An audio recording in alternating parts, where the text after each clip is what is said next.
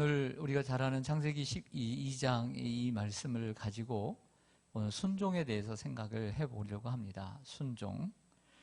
순종의 의미를 알려면 성경에 나오는 이 첫 번째 순종, 첫 번째 명령과 첫 번째 순종에 대해서 우리가 살펴보지 않으면 안 됩니다. 하나님께서 우리 인간을 만드시고 첫 번째로 내리신 명령 속에서 그 순종을 어떻게 우리가 했느냐라고 하는 이 문제를 우리가 다루지 않으면 성경 전체의 순종에 대해서 바르게 이해할 수가 없게 되는 것이죠. 순종을 이야기할 때 오늘 이 말씀만큼 중요한 말씀은 없다고 할 수 있습니다. 오늘 이 말씀은 하나님께서 천지를 다 창조하시고 난 후에 인간을 두신 그 에덴 동산이라는 곳이 있는데요. 그 에덴 동산에 아담과 하와를 두시고 각종 나무의 모든 실과는 먹되, 임으로 먹되, 선과 악을 알게 하는 나무의 열매는 먹지 말라. 먹는 날에는 내가 반드시 죽으리라 라고 하는 이 유명한 말씀입니다. 이 말씀 속에서 우리가 좀 생각해 볼 필요가 있습니다.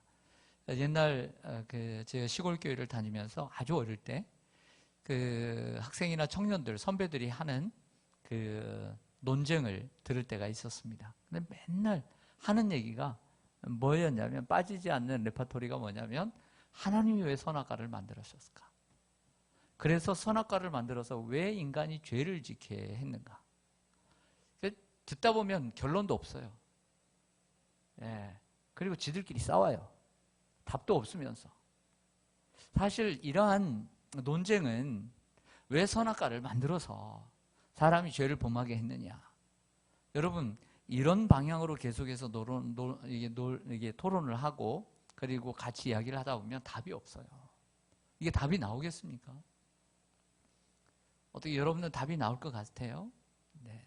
그 방향으로 가보면 왜 하나님은 왜 선악과를 만들어가지고 죄를 짓게 해가지고 왜 우리를 이처럼 고통스럽게 만들었느냐? 이런 식으로 토론하면 싸우기만 하죠. 네. 그리고 또 하나, 또 그 토론을 그렇게 하더라고요. 그 토론을 왜 이렇게 자주 하는지 모르겠어요. 닭이 먼저냐, 달걀이 먼저냐. 또 그렇게 선배들이 또 청년들이 또 그것 가지고 또 시골에서, 시골교회에서 그렇게 또 토론을 하더라고요. 네.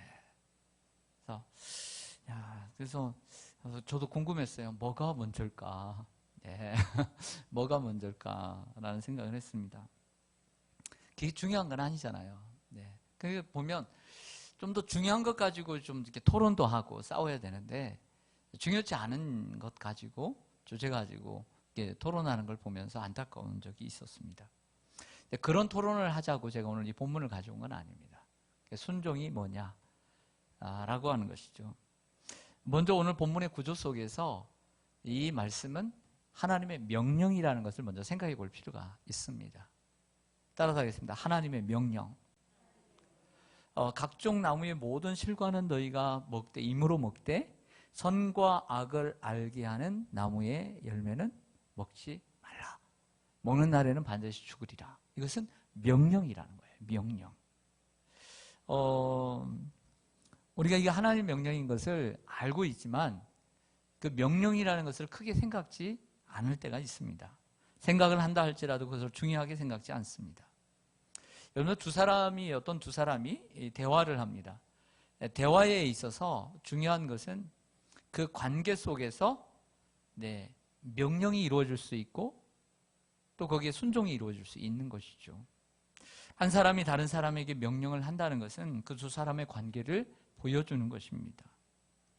여러분, 부모와 자녀의 관계가 있습니다. 부모와 자녀의 관계가 있는데 누가 명령할 수 있습니까? 부모와 자녀가 있습니다. 누가 명령할 수 있습니까? 네? 그렇죠. 부모가 명령할 수 있는 거죠. 선생과 제자가 있습니다. 스승과 제자가 있습니다. 누구만이 명령할 수 있어요? 스승만이 명령할 수 있는 것입니다. 요즘은 하도 세상이 혼동스러우니까 제자들도 함부로 하고 자식들도 함부로 하고 그러지만 부모만이 자녀에게 명령할 수 있는 거예요. 그리고 스승이 제자에게 명령할 수 있는 것입니다. 명령이라는 것은 그 관계를 규정해 주는 거예요. 오늘 인간이 하나님께 명령한 게 아니라 하나님께서 우리 인간에게 명령을 내린 겁니다. 이게 바로 하나님과 인간의 관계를 규정해 놓는 것이죠.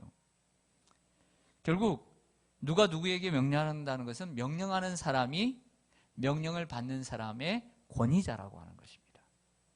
하나님께서 인간에게 부탁하지 않고 명령하셨다는 것은 하나님이 인간의 권위자라고 하는 거죠. 권위자. 우리는 여기서 아주 중요한 교훈 하나를 발견하게 됩니다. 순종이란 상대방이 권위자임을 인정하고 존중하는 거예요. 순종이라는 것은 내가 누구에게 순종을 한다. 우리 하나님께 순종한다는 것은 하나님께서 나의 권위자임을 인정하고 존중하는 행위가 되는 거예요. 그래서 하나님께 우리에게 명령이라는 것을 주신 것입니다. 수많은 명령 가운데 나중에 십계명의 명령도 나오고 하라는 명령, 하지 말라는 명령 많이 있다고 하잖아요. 뭐 하지 말라라고 하는 명령이 365개가 있고 하라는 명령이 248개의 명령이 있어서 613개의 이러한 율법의 명령이 있다라고 말을 하지만 명령은 이처럼 명령한 사람이 권위자라는 것을 말씀하고 있는 거죠. 결국 순종한다는 것은 하나님께서 나의 권위자임을 인정하는 것이다 라고 말할 수가 있는 것입니다. 자, 무슨 얘기냐면 결국 선악과는 아무것도 뭐 하나님과 인간 사이에 구분이 없는 것이 없다면 상관이 없지만 하나님께서 구분점을 주신 거예요. 하나님께서 하나님과 인간이 다르다는 구분점을 주신 거죠. 그걸 통해서 결국 선악과는 하나님이 누구시고 인간이 누구인가를 가르쳐 주는 거다라고 말할 수가 있는 거죠. 하나님은 누구십니까? 하나님은 창조주이십니다. 그리고 하나님은 우리의 구세주이시고 그리고 우리의 삶의 주인인 줄로 믿습니다. 여러분, 우리가 예수님을 처음 믿고 세례를 받기 위해서 문답을 하고 그리고 고백을 할 때요. 고백을 할 때 두 가지 고백을 할 수 있어야 돼요. 예수님이 나의 구주시다. 세이비어라고 하는 구세주. 즉 나를 죄에서 구원해 주실 유일한 분이다. 오직 길이요 진리요 생명이신 분은 예수 그리스도밖에 없고 그분을 통해서만이 하나님께로 나아갈 수 있기 때문에 예수 그리스도만이 유일한 세이비어, 구주라고 하는 것과 동시에 하나 더 고백을 해야만 합니다. 그게 뭘까요?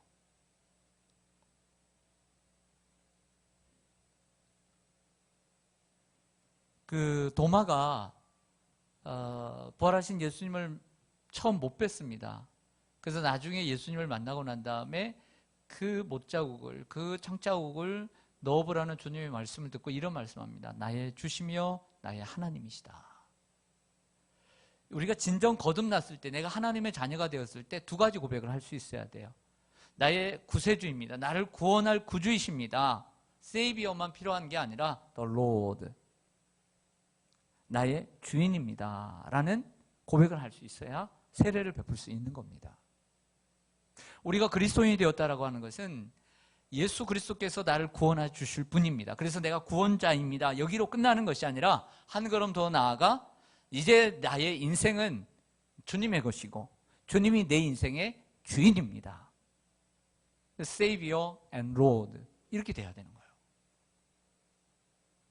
근데 안타깝게도 많은 이들이 구원받기를 기뻐하지만 죄에서 구원받고 영원한 천국을 소유하기를 원하지만 실제적인 삶 속에서는 예수님을 구주로, 하나님을 구주로 모시며 주인으로 모시고 살아가는 삶에는 부족한 부분이 많다는 것입니다. 우리 또한 마찬가지입니다. 그렇지 않아요? 구원받기는 기뻐해요. 그렇지만 삶 속에서 정말 주님이 주인이신, 결국 주님이 주인이시다는 것은 우리가 하나님의 말씀에 뭐 한다는 겁니까? 순종한다는 거죠. 근데 그 부분은 약하다는 거죠. 그러나 하나님은 우리가 구원받는 것만 기뻐하시는 것이 아니라 더 나아가 순종의 삶을 살기를 원하시는 거죠. 이게 구원받는 것을 신학적으로는 칭의라고 합니다. 예수 그리스도를 통해서 우리가 의롭게 되는 것이죠. 근데 이것만을 원하시는 것이 아니라 한 걸음 더 나아가 우리가 구원받은 이들이 구원받은 것으로 끝나지 않고 더욱더 주님께 순종하며 살아가도록 하시는 거죠. 이걸 신학적으로 성화라고 얘기하는 것입니다. 순종함으로써 성화되어 가는 것이죠. 하나님 말씀에 순종하지 않으면서 나는 성화되어 간다 라고 말할 수는 없는 거죠. 그래서 이 칭의와 성화가 함께 동시에 이루어져 가야 합니다. 주님은 나의 구주이십니다. 그리고 주님은 나의 주인이십니다. 이 삶까지 나아가야 되는 것입니다. 순종은 그 유일한 하나님의 요구입니다. 제가 이제 나오면서 큰애한테 엄마가 이제 외출을 해가지고 지금 이제 왔는데 큰애한테 그랬어요. 설거지를 해놓으라 그랬어요. 네. 어머니가 어디 갔다 와서 또 설거지하면 얼마나 힘들겠니? 이거 오늘 설거지를 해놓거라 하고 제가 부탁을 하고 왔어요. 명령을 하고 싶지만 요즘 애들한테는 함부로 명령하면 안 됩니다. 그래서 부탁을 왔는데 할 줄로 믿습니다. 근데 예를 들어서 여러분들이 집을 이제 잠깐 외출을 하면서 딸에게 내가 좀 나가는데 너 방 좀 치워라, 청소 좀 해라 하고 나갔어요. 그래서 이제 또 돌아왔더니 그 딸이 청소를 했을까요, 안 했을까요? 그렇죠, 안 했죠. 어떻게 그렇게 잘하세요? 자기 딸 얘기처럼 청소를 안 했어요.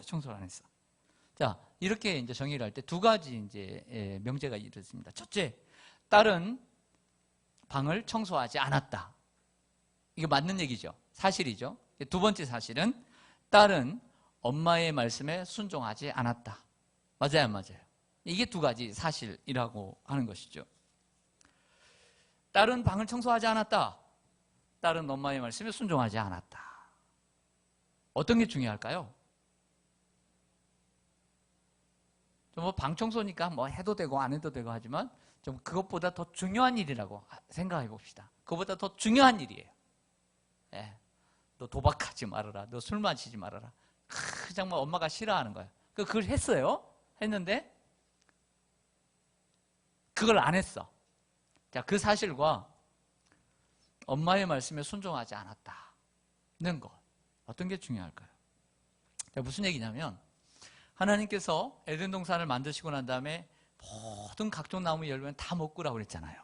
네, 경작하게 하고 다 허락하셨는데 동산 중앙에 있는 선과 악을 알게 하는 선악과의 그 선악과, 선과 악을 알게 하는 나무의 열매인 선악과는 먹지 말라고 하셨습니다. 근데 먹었어요, 안 먹었어요? 먹어버렸어요, 이 부부가.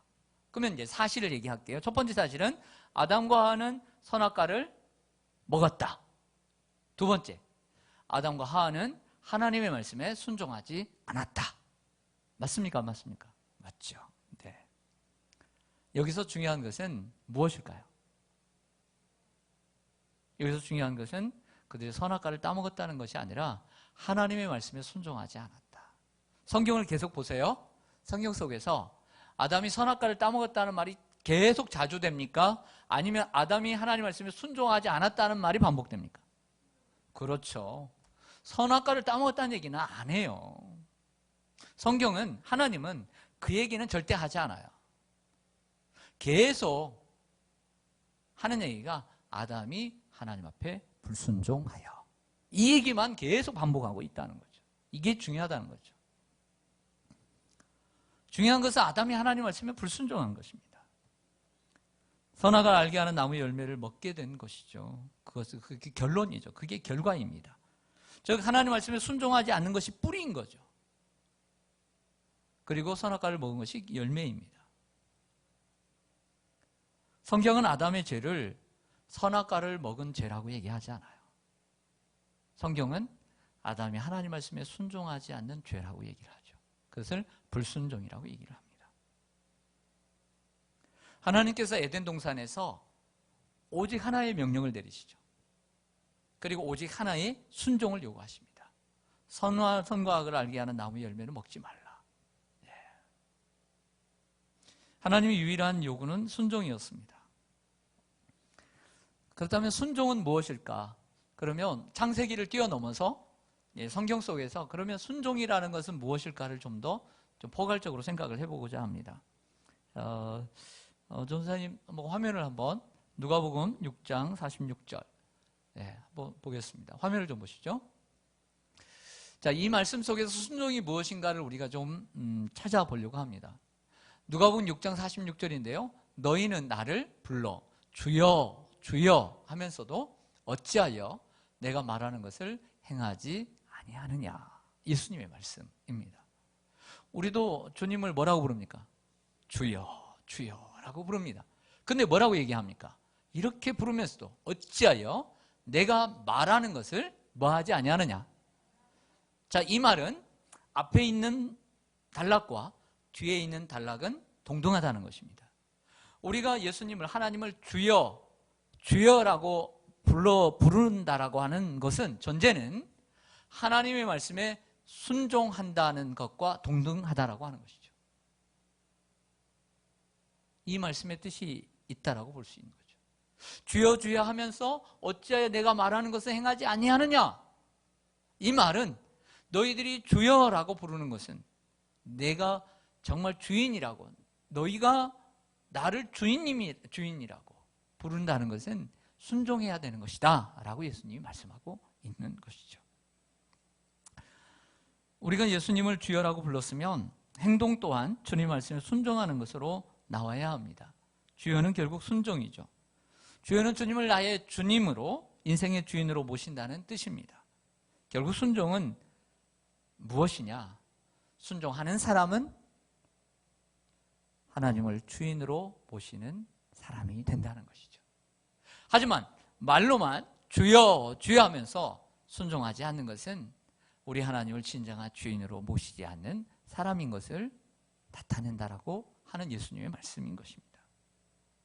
하나님께서 인간에게 선악과를 따먹지 말라고 명령하신 것은 결국에 뭐냐? 다시 돌아가서 선악과를 따먹지 말라라고 그 한 가지 규정을 주신 것은 결국 하나님께서 우리 인생의 주인이라는 것을 인정할 수 있도록 하신 하나의 기준선이다라고 말할 수가 있는 거죠.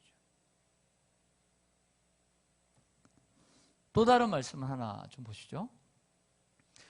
로마서 6장 16절인데요.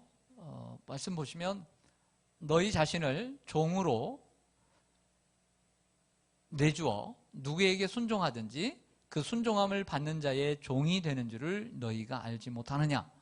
혹은 죄의 종으로 사망에 이르고 혹은 순종의 종으로 의에 이르느니라. 오늘 본문에서 사도 바울은 로마에 보내는 편지 가운데 순종을 어디에 비유하고 있냐면, 누가 우리에게 명령을 했을 때 내가 순종을 하잖아요. 순종을 하게 되면 내가 그 사람의 뭐가 되는 거예요? 종이 되는 거죠. 종이 되는 거예요. 순종을 하지 않으면요, 나는 종이 아니죠. 당시에는 그 로마에 있는 사람들 절반이 종이었다고 합니다. 노예였다고 합니다. 그래서 아마 사도 바울은 로마서에서 종이라는 이야기를 참 많이 꺼내죠. 그래서 누구에게 순종하든지 그 순종함을 받는 자의 종이 되는 줄을 너희가 알지 못하느냐. 그래서 어떤 사람은 죄의 종으로 사망에 이르고 어떤 사람은 순종의 종으로 의에 이르게 된다라고 말을 하고 있습니다. 순종을 받는 자, 우리에게 순종을 받는 자는 누굴까요? 하나님이죠. 네. 순종하는 자는요? 우리죠.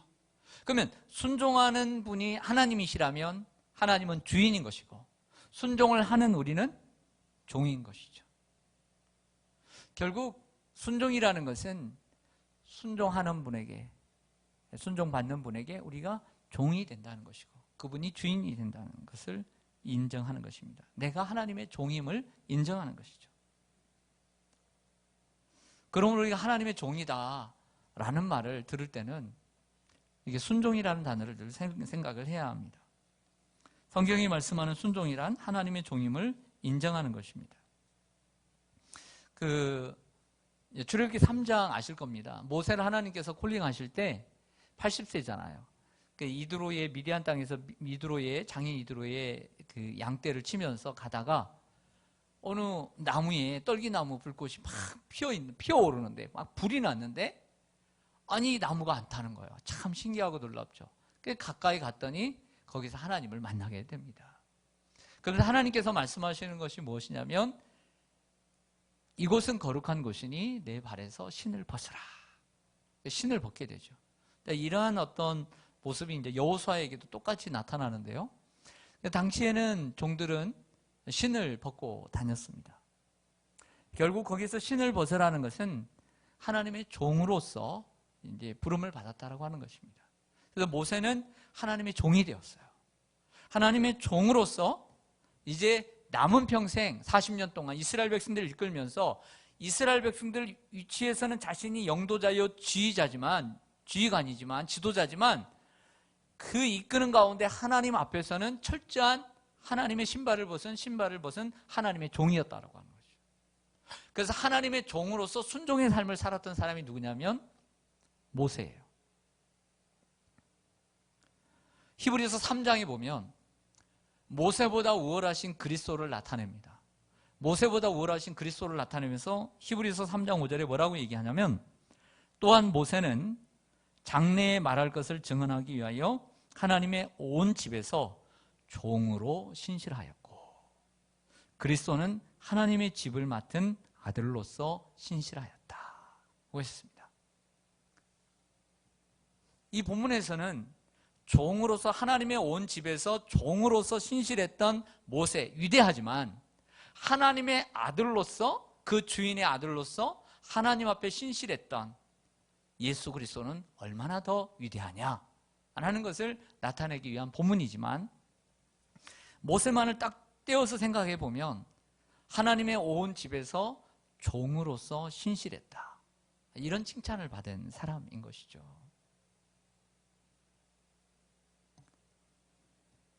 모세는 순종의 사람이었습니다. 종으로서 순종의 삶을 살았던 것이죠. 그래서 진정 우리가 하나님의 종, 주의 종이라고 할 때 이 종이라는 것은 순종을 염두에 둬야 된다는 거죠. 우리가 진정으로 하나님 앞에 순종할 때 진정한 하나님의 종이 될 수 있는 줄로 믿습니다. 아멘. 한 구절 더 보겠습니다. 요한복음 17장 4절 말씀인데요.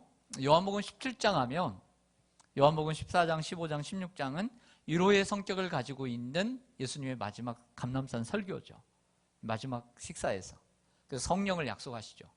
그리고 난 다음에 예수님은 요한복음 17장 대제사장적인 기도를 하나님 앞에 드립니다.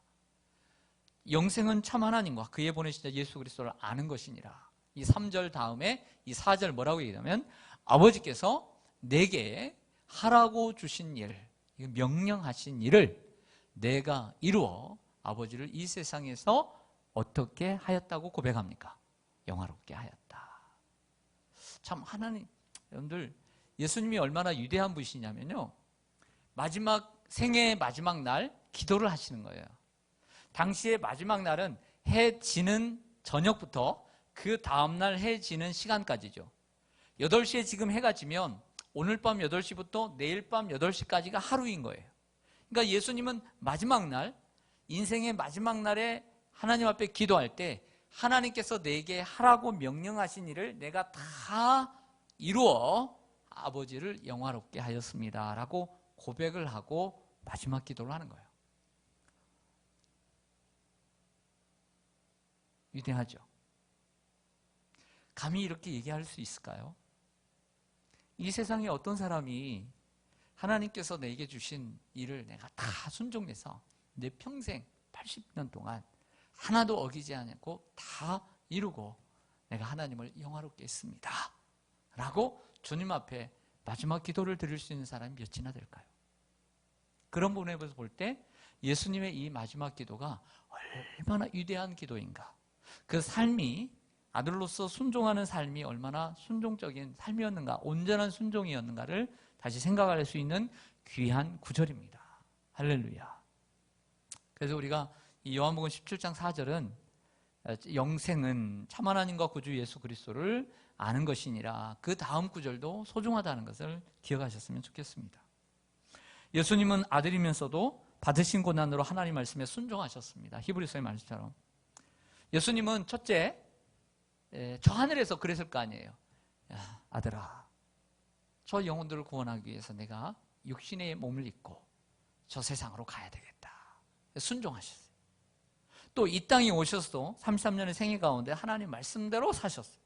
그리고 마지막 끝날에도 마지막 그 영혼들을 구원하기 위해서 하나님 말씀하신 대로 화목제물이 되어있어요. 십자가에 죽기까지 복종하시죠. 네. 그렇게 순종하셨습니다.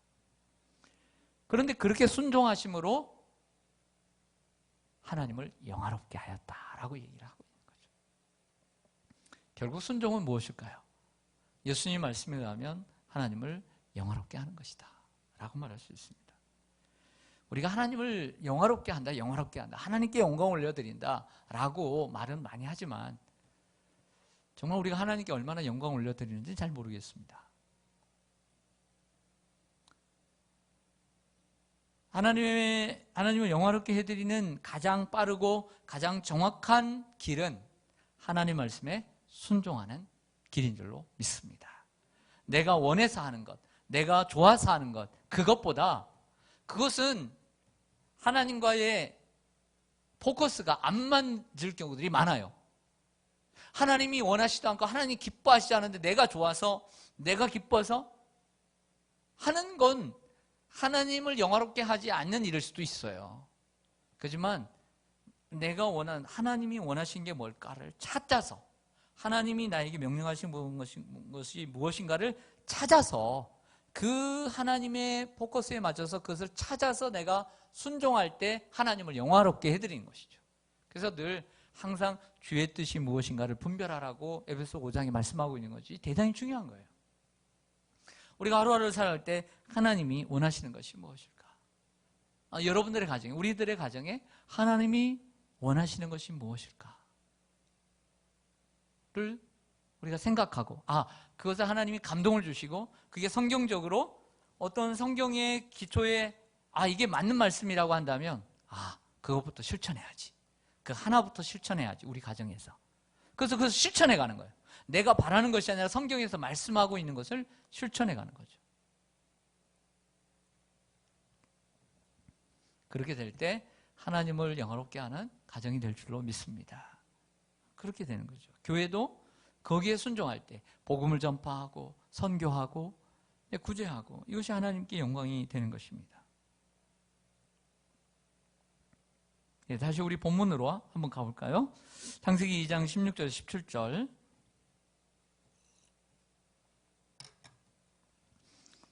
우리 함께 읽어보겠습니다. 시작. 여호와 하나님이 그 사람에게 명하여 이르시되 동산 각종 나무의 열매는 내가 임으로 먹되 선악을 알게 하는 나무의 열매는 먹지 말라. 내가 먹는 날에는 반드시 죽으리라 하시니라. 아멘. 여러분들 펜이 있으시면 어디에 밑줄을 치시냐면 16절에서는 마지막 부분에 내가 임으로 먹되, 여기에 밑줄을 치시면 좋을 것 같아요. 내가 임으로 먹되. 그리고 17절에서는 중간에 먹지 말라, 먹지 말라. 여기에 밑줄을 치면 앞에서는 내가 임으로 먹어라, 뒤에서는 먹지 말라. 뭘 먹으라는 거예요? 각종 나무의 실과는 다 먹되, 먹지 말라는 것은 뭘 먹지 말라는 거예요? 선과 악을 알게 하는 나무의 열매는 먹지 말라는 것이죠. 임으로 먹되라는 것은 우리가 이 본문 속에서 하나의 어떤 그 단어, 개념을 에덴 동산에 존재했음을 알게 됩니다. 그것은 바로 우리가 자주 이제 얘기하는 자유라고 하는 것입니다. 이것도 신학적으로 얘기하면 자유의지. 그래서 자유의지를 에덴 동산에서부터 토론하는 주제가 되는 것이죠. 임으로 먹되, 우리 인간에게 자유를 하나님이 주셨다라고 하는 겁니다. 에덴 동산에는 자유가 있었다. 또 하나는 먹지 말라라고 하는 것입니다. 이것을 제한이라고 얘기합니다. 따라서 하겠습니다. 자유와 제한. 네, 이런 개념이 공존하고 있던 곳이 바로 에덴 동산이라고 할 수 있는 것입니다. 그런데 한번 생각해 보죠. 하나님이 자유를 주셨습니다. 모든 것을 먹어라. 그러나 제한을 하나 주셨습니다. 이건 먹지 말라. 선과 악을 알게 하는 나무 열매를 먹지 말라. 제한하셨습니다. 제한하던 것을 어겼습니다. 선악과를 따먹었습니다. 자유가 어떻게 되었습니까? 자유가 어떻게 되었습니까? 있습니까? 잃었습니까? 잃었죠. 상실해버렸습니다. 근데 이 공식을 우리가 기억해야 합니다. 하나님 우리에게 하지 말라는 것을 범했습니다. 근데 그 자유까지 빼앗기게 된 거죠. 하나님이 주신 제한을 지켰습니다. 지키자 자유가 자유케 되었습니다. 아이러니하게도 아담이 하나님의 제한을 받는 동안에는 자유를 누릴 수가 있었죠. 그러나 아담이 하나님으로부터 제한받는 것을 거절하자 자유를 박탈당하게 되었습니다. 성경은 이것을 뭐라고 얘기하냐면 죄라고 얘기합니다. 불순종이라고 얘기를 하고 불법이라고 얘기를 합니다. 그러면 하나님의 제한을 받지 않는다는 것은 무엇을 의미할까요? 아담은 100% 자유를 원하고 있습니다. 하지만 그 100%의 자유는 오직 하나님만이 누리실 수 있는 것이죠. 그래서 여러분, 선사였던 사단이 내려와서 하와에게 유혹을 할 때 뭐라고 유혹을 하냐면, 내가 이것을 먹는 날에는 내 눈이 밝아져 누구와 같이 되리라. 하나님과 같이 되리라. 그래서 사단이 유혹하려고 했는데도 하나님처럼 되리라. 하나님처럼 100% 자유를 누릴 수 있는 사람이 될 것이다. 그런데 이 인간의 욕심이라는 것입니다. 피조물은 피조물에 불과하고 하나님 창조주이신 하나님이 주시는 자유를 누리면서 살아야 된다는 것이죠. 아담이 선악과를 따먹었을 때 아담은 자유를 상실했습니다. 신라곤 했습니다. 우리 인간이 누리는 자유는 하나님의 제한을 받을 때만이 가능한 것입니다. 바꿔 말하면 우리가 순종할 때만이 자유를 누릴 수 있는 거죠. 우리가 하나님이 주신 축복도 순종할 때만이 누릴 수 있는 것이 되는 것이죠. 순종하지 않으면 안 되는 것이죠.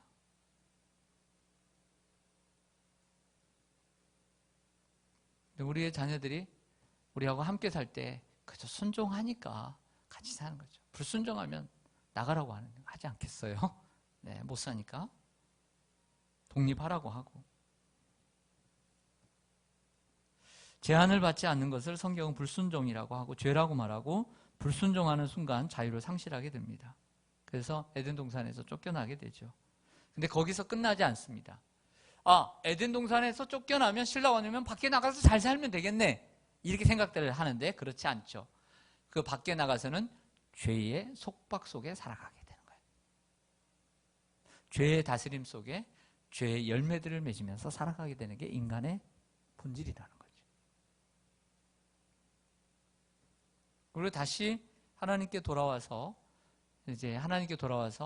살게 되는 거예요. 그래서 에덴을 회복하고 새 에덴 속에서 살아가는 것이 바로 재창조이고 구원이라고 할 수 있습니다. 세상에는 많은 소리가 있습니다. 네. 창세기 1장, 2장만 해도 많은 소리가 들려옵니다. 하나님의 창조의 소리도 있고요. 하나님의 사랑의 소리도 있습니다. 위로의 소리도 있죠. 그런데 우리가 여기서 세상에 있는 소리 가운데 또 하나의 소리는 속이는 소리입니다. 속이는 소리. 이것을 알고 있었던 사단이 찾아오죠. 하와에게 먼저 찾아와서 유혹을 합니다. 자유와 제한이 공존하는 에덴 동산에 사단이 찾아옵니다. 따먹으라고 유혹합니다. 자, 그 말은 무슨 뜻일까요? 자, 오늘의 주제와 함께 생각하면 하나님의 제한을 받고 살지 말라는 거예요. 자유롭게 살아라. 왜 하나님의 제한을 받으면서 왜 그렇게 선악과를 안 따먹고 사느냐? 하나님이 주신 것에 대해서는 얘기를 잃지 하지 않아요. 하나님이 주신 축복은 얘기하지 않아요. 하나님의 제한을 받고 살지 마라. 다른 얘기는 뭘까요? 하나님께 순종하지 말고 살아라. 왜? 자기가 순종하지 않은 불순종의 아비니까. 하나님께서 천사를 아름답게 창조하셨습니다. 고귀한 그 자리에 있었습니다. 하나님을 찬양하는 자리. 하지만 그들이 하나님처럼 되기를 원했습니다. 뭇별 위에 설겠다고 생각했습니다. 그래서 하나님께 쫓겨나게 되었습니다. 불순종의 아비가 되었던 것이죠. 세상에는 이처럼 하나님께 순종하지 말고 하나님께 제한받지 말고 살라라고 하는 사단의 소리가 있습니다. 사단의 소리는 속이는 소리요, 우리를 죽이는 소리입니다. 하나님께 순종하지 않고 하나님께 제한받지 않고 산다는 것은 결국 마귀를 닮아간다. 자꾸 마귀를 닮아가요. 마귀를. 그 성경은 그 사람들을 가리켜서 마귀의 자식이라고 얘기를 해요. 마귀의 자식. 반대로 하나님께 제한을 받고 그리고 순종하며 사는 사람은 시간이 흐를수록 하나님을 닮아가죠. 이런 사람을 뭐라고 그래요? 하나님의 자녀라고 그러죠. 네. 그리고 그것을 좀 전에 말씀드린 성화라고 얘기를 합니다. 성화. 그러니까 우리가 예수를 믿고 복음을 듣고 믿음을 갖고 구원받은 것은 하나님의 전적인 은혜로서 구원을 받은 것입니다. 이게 칭의죠. 의롭다고 선언이 되었습니다. 그런데 칭의로 끝나는 것이 아니라 이후에 주님을 닮아가야 되는 거예요. 그러니까 주님을 어떻게 닮아가느냐? 순종함으로써 닮아가는 거예요. 순종함으로써. 여러분들, 우리가 공부를 많이 하고 성경 공부 많이 하는 거 필요해요. 필요 없다고 절대 얘기하지 않습니다. 바리새인들, 서기관들이 했던 것처럼 11조도 드리고 예배도 열심히 하고 금식도 하고 다 해야 합니다. 그것이 절대 평가절하돼서는 안 됩니다. 소중한 거. 그 사람들 때문에 그게 평가절하되는 거 정말 가슴 아픈 일이라고 생각해요. 열심히 하나님을 믿는 사람들 때문에 그게 평가절하되는 것은 정말 안 좋은 일이라고 생각해요.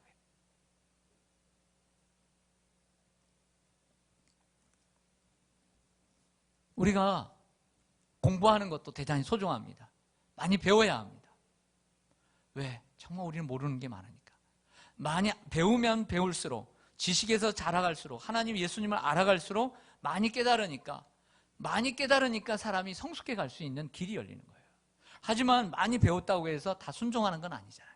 교회를 오래 다녔다고 해서 다 순종하는 건 아니잖아요. 그러므로 결국 많이 배웠다고 해서 성화되는 건 아니고, 교회를 오래 다녔다라고 성화되는 것이 아니라 많이 배운 대로 하나님 말씀을 하나라도 순종할 때 성화된 것이고, 교회를 오래 다니면서 들은 말씀을 들은 대로 배운 대로 읽은 대로 순종하는 사람이 성화된 거예요. 할렐루야. 성화는 결국 순종함으로써 예수님을 닮아가는 것이죠. 예수님을 닮아감으로써 하나님의 자녀가 되는 사람, 그 사람이 성화된 것이죠.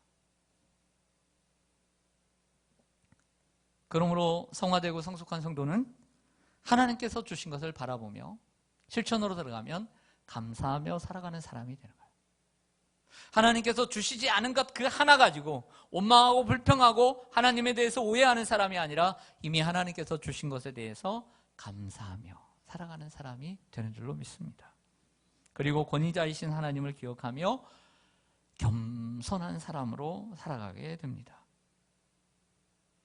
참된 순종으로 하나님을 주인으로 인정하고 또 하나님을 영화롭게 하고요, 또 하나님의 종으로서 하나님이 주시는 참된 자유를 누리며 사시는 저와 여러분 되시기를 간절히 소망합니다. 아멘. 네, 기도하겠습니다.